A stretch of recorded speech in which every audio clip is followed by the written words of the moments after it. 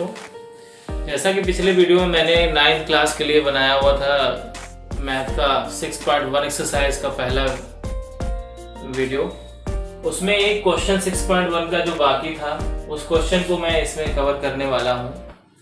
Question number 6 लिखा हुआ है, it is given that X Y Z is equal to 64 and X Y is produce to a point P.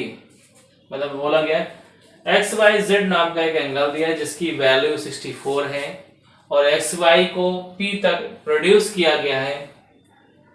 Draw a figure from the given information, मतलब जो आपको information दी गई है उससे figure को बनाना है। If ray Y Q bisect Z Y P, Y Q नाम की रे अगर जेड वाई पी को इंटरसेक्ट करती है, बाइसेक्ट करती है, बाइसेक्ट करने की कभी भी बात आ जाए तो आपको क्या करना चाहिए, जिस एंगल को ये बाइसेक्ट कर रही है उसको दो इक्वल पार्ट में कुछ भी मान लेना चाहिए। जैसे मैंने इसमें यहाँ पे इसको के और इसको भी के मान लिया है, लेट कर लिया। जरा गौर करें। अब हम यहाँ सोल्यूशन में आते हैं तो देखते हैं ये एक्स वाई पी एक लाइन है, तो लाइन की वजह से इस पर बनने वाले ये एंगल और ये पूरा एंगल लीनियर पेयर कहलाएंगे। तो इसलिए हमने लिखा है X Y Z plus Z Y P, X Y Z plus Z Y P, दोनों लीनियर पेयर बना रहे हैं तो दोनों का सम 180 होगा लीनियर पेयर से। तो ये एक्स वाई की जेड की जगह 64 लिख दिया गया और जेड वाई पी की जगह 2k, क्योंकि एक के ये मतलब 2k हो गए, तो 2k इज इक्वल टू 180। अब यहाँ से 2k इज इक्वल टू निकालेंगे तो 180 माइनस 64 कर देंगे तो ये आ जाएगा 116।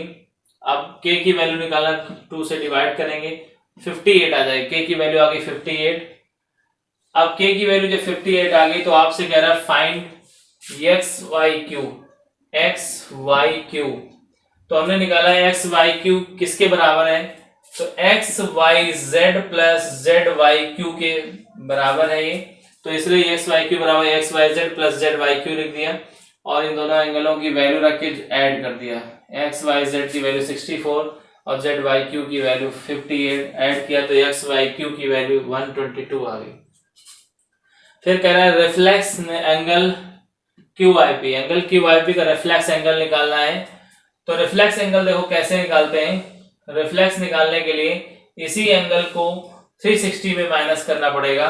तो चूंकि देखिए क्यू वाई पी आपका k है और k की वैल्यू आप 58 निकाल चुके हैं, तो रिफ्लेक्स क्यू वाई पी जो होगा 360 minus Q Y P is equal to क्या हो जाएगा 360 माइनस 58 और आपका आंसर आएगा 302 डिग्री। तो इस तरह से आपके दो आंसर आ गए, एक आया एक्स वाई क्यू की वैल्यू 122 और दूसरी वैल्यू आ गई reflex angle Q Y P की 302। तो इस तरह से आपका क्वेश्चन कवर हो गया। अब मैं इसी में आगे बढ़ रहा हूं, 6.2 एक्सरसाइज में कराने जा रहा हूं आपको। तो देखते हैं 6.2 एक्सरसाइज, क्योंकि मैं इसका इंट्रोडक्शन पहले ही दे चुका हूं आपको। तो 6.2 एक्सरसाइज का कि मैं दो क्वेश्चन इसमें कवर करने वाला हूं।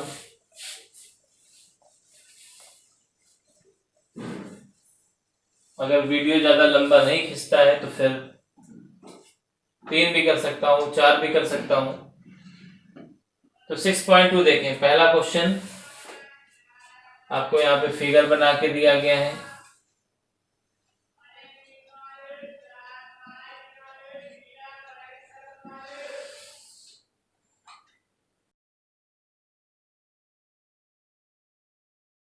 इस तरह से फिगर बना हुआ है। यहाँ पे ये y है और ये 130 है। ये आपका आ गया AB, ये आपका हो गया CD, इस तरह से। तो अब जरा गौर करते हैं। क्वेश्चन देखो क्या है। क्वेश्चन फर्स्ट कह रहा है इन फिगर 6.28, इस फिगर का नाम 6.28 है। Find find the values of x comma y and then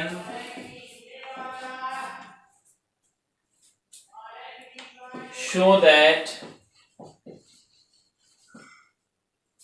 AB parallel CD। काफी बड़ा काम है इसमें, जरा गौर करते हैं। तो देखो सॉल्यूशन इसका देते हैं,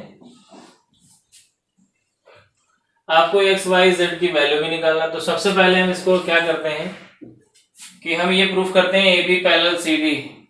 तो A B parallel C D के लिए आपको मैंने इंट्रोडक्शन में बताया था कि जब टू पैरेलल लाइंस को एक ट्रांसवर्जल लाइन इंटरसेक्ट करती है तो उनके करस्पॉन्डिंग एंगल्स और अल्टरनेट इंटीरियर एंगल्स बराबर होते हैं। को इंटीरियर एंगल्स का सम 180 होता है। अगर इन तीनों कंडीशंस में कोई भी कंडीशन हम फॉलो करा देते हैं तो ये दोनों लाइंस पैरेलल हो जाएंगी। तो जरा देखते हैं। तो सबसे पहले हम दिमाग लगाते हैं एंगल ए वाले पे। आपका 50 प्लस एक्स, ये 50 है प्लस ये एक्स, ये एक सीधी लाइन है, इस वजह से दोनों लीनियर पेयर बना रहे हैं। तो बाई लिखेंगे, बाई लीनियर पेयर। यहां से x की वैल्यू निकालेंगे तो 180 माइनस 50, तो x की वैल्यू 130 आ जाएगी। इसी प्रकार आप देखिए, अब angle x is equal to, ये जो एंगल x है और ये एंगल जो 130 है, ये दोनों इक्वल आ रहे हैं।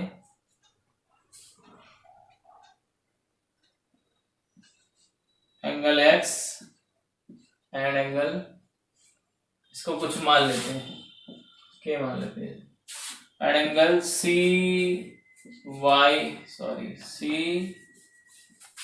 एक मिनट, ये एंगल x है, ये एंगल 130 है।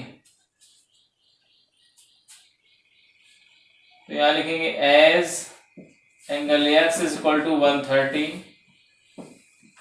which are corresponding angles,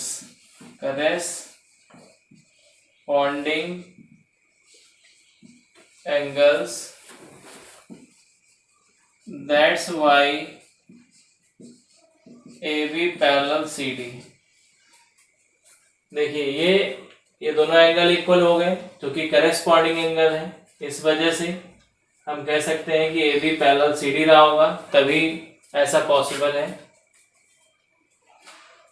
तो इस तरह से AB पैरेलल CD कर लेते हैं, क्योंकि हमने पढ़ा था जब टू पैरेलल लाइंस को वन ट्रांसवर्जल लाइन इंटरसेक्ट करती है तो उनके करस्पॉन्डिंग एंगल्स इक्वल होते हैं।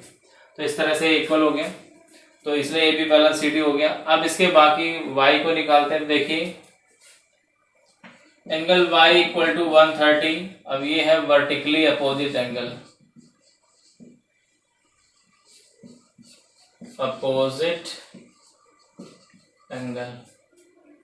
तो y की वैल्यू निकल आई। तो इस तरह से x की वैल्यू 130 और y की वैल्यू भी 130 और आपकी AB पैरेलल CD हो गई। ये पहला क्वेश्चन रहा। अब दूसरे क्वेश्चन को अटेम्प्ट करते हैं। क्वेश्चन नंबर 2 देखते हैं।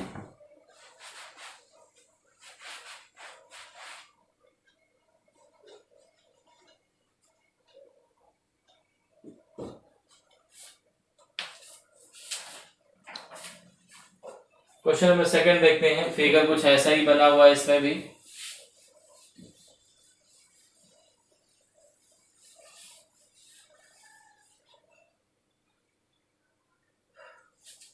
दोबारा देखते हैं।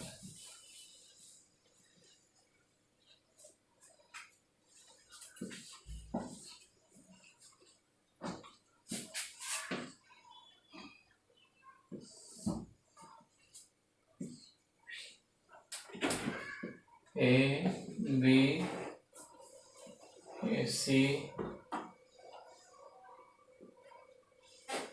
ये D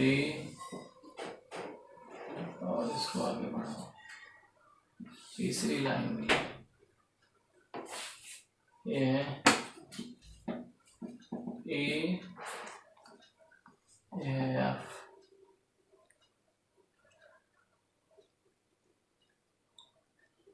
A X, A Y, ये एंगल जेड है। क्वेश्चन नंबर 2 लिखा हुआ है in figure if AB parallel CD and CD parallel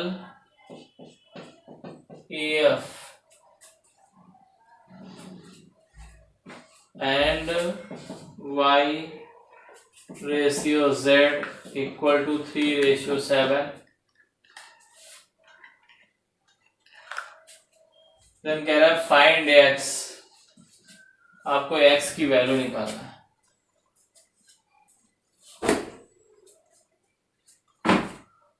तो सॉल्यूशन में आते हैं, देखें जरा। पहले तो हमें ये दिमाग लगाना है हमें रेशियो किस में दिया है, उसको k के रूप में मानो। तो y ratio z is equal to दिया है 3:7, तो y इक्वल टू 3k और z equal to z equal to 7k आ जाएगा।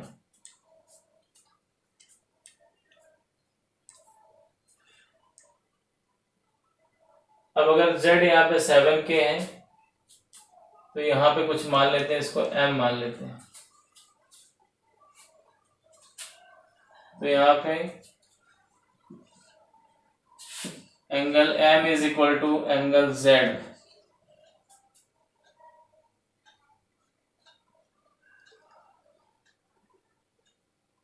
या ऐसे ना मान के दूसरे तरीके से करते हैं। z ये तो ये एंगल वर्टिकली अपोजिट होगा, ये भी z हो जाएगा। और यहाँ पे y और ये z करेस्पॉन्डिंग एंगल है, तो y plus z equal to नहीं y इक्वल टू z होगा, लेकिन करेस्पॉन्डिंग एंगल्स अब जरा गौर करें। तो y की वैल्यू 3k थी, तो z की वैल्यू भी हो जाएगी 3k।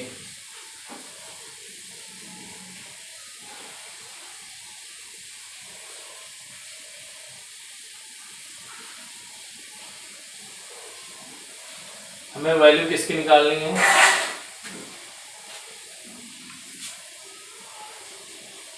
x की।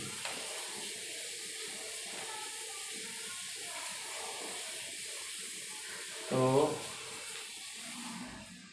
y प्लस करेस्पॉन्डिंग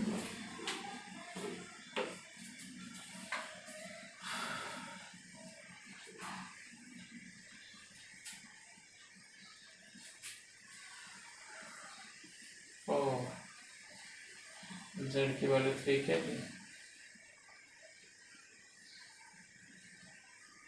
यहाँ पे थोड़ा सा मिस्टेक हो रही है। अगर यहाँ पे ये वैल्यू z है तो ये भी z होगी, ये भी z होगी, अल्टरनेटिव एंगल्स। अब यहाँ निकालेंगे y plus z is equal to 180, ऐसे। तो y की वैल्यू कितनी थी 3k प्लस z की वैल्यू थी 7k इक्वल टू 180। तो 10k इज इक्वल टू 180, 10 से 0 कट जाएगा, तो k is equal to 18, k is equal to 18 आ गया। तो y इज इक्वल टू आ जाएगा 3k, बोले 3 इंटू 18, तो y की वैल्यू आ गई, सॉरी यहाँ पे करते हैं, y की वैल्यू 3k, तो y इक्वल टू 3 इंटू 18 54 हो जाएगा। अब यहाँ पे x plus Y equal to 180, sum of co-interior angles, interior angles. तो x की वैल्यू कितनी थी निकालना है आपको, y की वैल्यू 54 इक्वल टू 180। तो यहाँ से x की वैल्यू मिलेगी 180 माइनस 54, तो x की वैल्यू आ गई 6 और 7 5 126। इस तरह से आपका ये दूसरा क्वेश्चन भी हो जाता है। आज की वीडियो में बेटा इतना ही। अब अगले वीडियो में मैं इसका थर्ड से लेके आखिर बाद तक के क्वेश्चन सारे कवर करूंगा।